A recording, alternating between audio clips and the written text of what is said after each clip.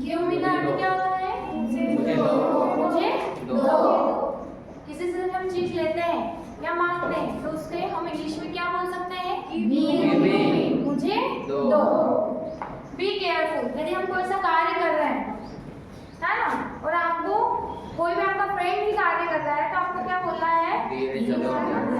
Be careful, ध्यान से, है ना, बी केयरफुल, ध्यान से।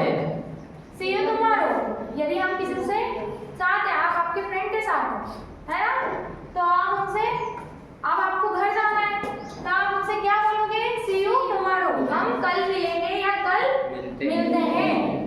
नेवर माइंड, कोई बात नहीं, यदि किसी से कोई गलती हो जाती है तो आपको उसको हिंदी में ना बोलकर आपको क्या बोलना है? इंग्लिश में नेवर माइंड, कोई बात नहीं, है ना।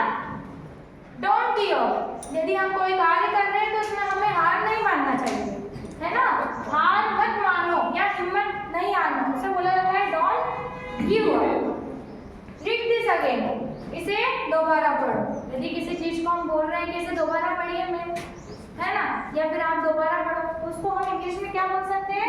Read this again, once again, एक बार और। वैसे भी चीज आप कर रहे हो, आप गेम खेल रहे हो, आपको उस चीज को समझ में नहीं आया, कोई आपको एक्सप्लेन कर रहा है तो उसमें आप फिर से क्या बोल सकते हो? वंस अगेन, एक बार और।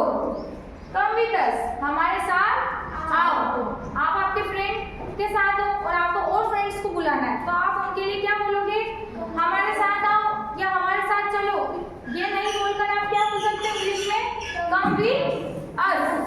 यदि आप सिंगल हो और आपको बोलना है मेरे साथ चलो या मेरे साथ आओ तो अस की जगह क्या हो जाएगा? मी। कम विद मी, मेरे साथ आओ या मेरे साथ चलो।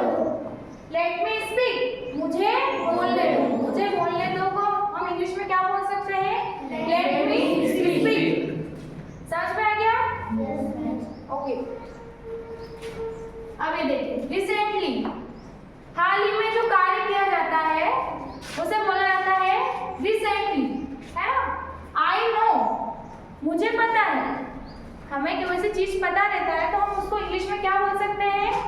आई नो, मुझे पता है। आई डोंट नो, यदि आपको नहीं पता है तो आप इंग्लिश में क्या बोल सकते हो? आई डोंट नो, मुझे नहीं पता है। यदि आपको सब कुछ पता है तो उसके लिए आप इंग्लिश में क्या बोल सकते हो? आई नो एवरीथिंग, मुझे सब पता है। आ रहा है समझ में? व्हाट हैपेंड, क्या हुआ? यदि हम किसी से पूछते हैं क्या हुआ तो उसके लिए आप इंग्लिश में क्या बोल सकते हो? गॉट इट, समझ गए? क्या आपको समझ आ गया? तो उसके लिए हम क्या बोलेंगे? Got it. सो व्हाट, यदि कुछ हो रहा है तो क्या हुआ ऐसे बोलते हैं हम, तो उसको हम इंग्लिश में क्या बोल सकते हैं? So what. आ गया समझ में आप सभी को? तो आपको क्या करना है? हिंदी वर्ड्स जो आपको पता है, हिंदी वर्ड्स कम बोलकर हम ज्यादातर इंग्लिश वर्ड का यूज कर सकते हैं। Thank you.